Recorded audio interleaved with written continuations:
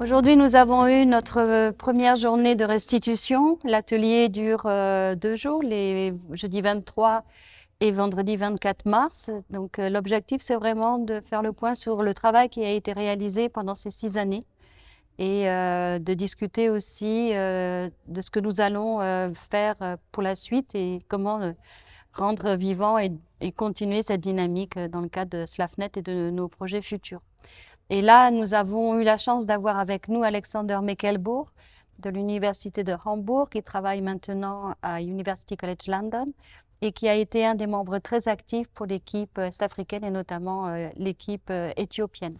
So Alexander, I was so happy to have you with us today. I know that you came especially for this and just for one day. You have always been very much involved in the project since we met first in 2014 in Nairobi. So to me it is very important to have your feedback on the project, what it brought to you, how did you work, and how you were involved and contributed to this network. Yeah. Okay, thank you very much. Thank you very much, Marie-Pierre. It's always great to be around. And this, as we have already said in the coffee break, when the project started, it really threw me a lifeline. I had just finished with my PhD on Western Ethiopia. I was working on slavery and the memory of slavery in Western Ethiopia among various minority groups there, and they were sort of sandwiched between hammer and anvil, between the Ethiopian slave system and the Sudanese slave system. And in the course of this work, I got in touch with Giulia Bonacci, who had been working with you and had been working on Ethiopia, and I know that you go back quite a while, who then facilitated for me to become sort of an affiliate member of this rather sort of not yet established slavery network, I believe, and I was able to contribute to Slafnet was Slavko 1 at the Catholic University of Eastern Africa.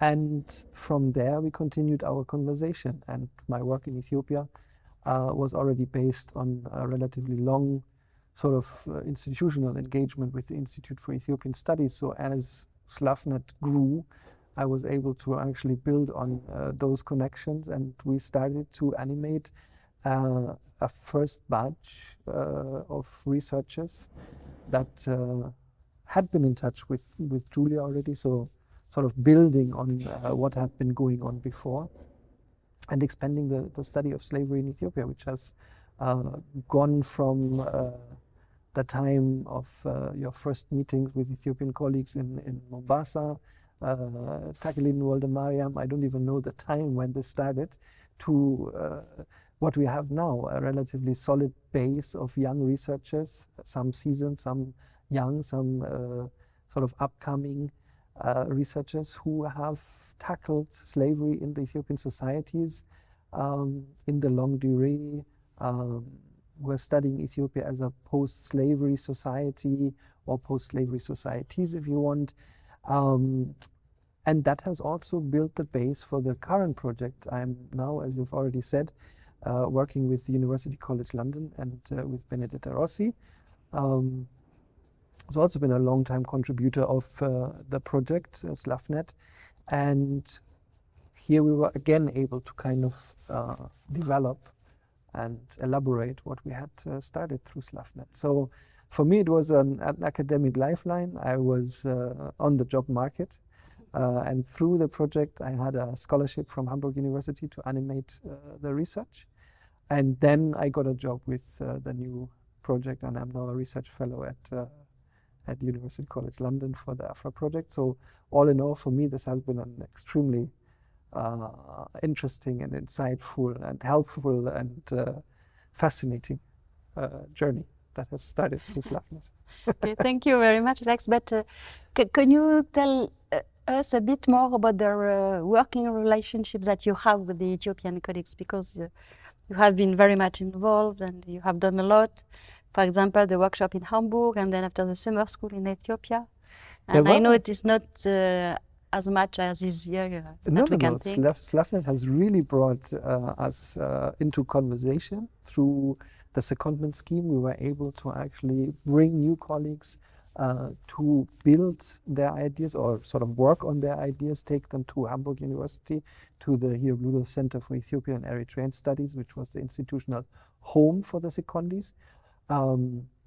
And many of those people have now contributed to a summer school, to various seminars, and we are putting together a special issue for Ethiopica, the International Journal for Ethiopian and Eritrean Studies, which has its home in Hamburg at the Here Bludov Center, where Professor Bausi is the editor-in-chief and the director of the center. Slafnet has really helped us to animate a group of scholars who have been working on their papers, respective papers, their research. We are now putting everything together at the Here Bludov Center for Ethiopian Studies into proceedings of the summer school, which is going to become a special issue, Slavery and the Slave Trade in Ethiopian Studies, for the journal Ethiopica, the International Journal of Ethiopian and Eritrean Studies. And I really believe that through the summer school we had in Ethiopia at the Institute for Ethiopian Studies, the first exhibition that we had there, which sort of showed the state of artifacts, documents, generally sparked a public debate on slavery. We have very recently received recognition by The Guardian newspaper, who ran an article on the commemoration of slavery in Ethiopia, and which showcases a lot of the research that has been going into this subject, and most of it actually is funded by Slafnet and animated by Slafnet.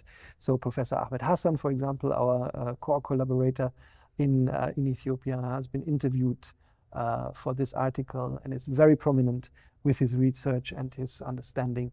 And I think this really helps sort of a topic that has been rather concealed in the Ethiopian society to kind of gain more prominence and will lead to further debates.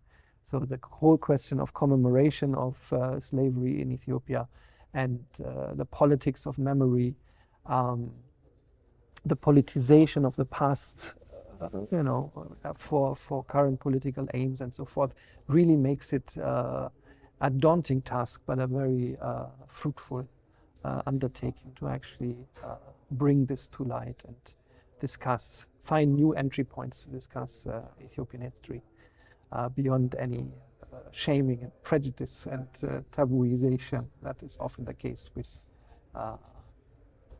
slavery studies per se, the memory of slavery.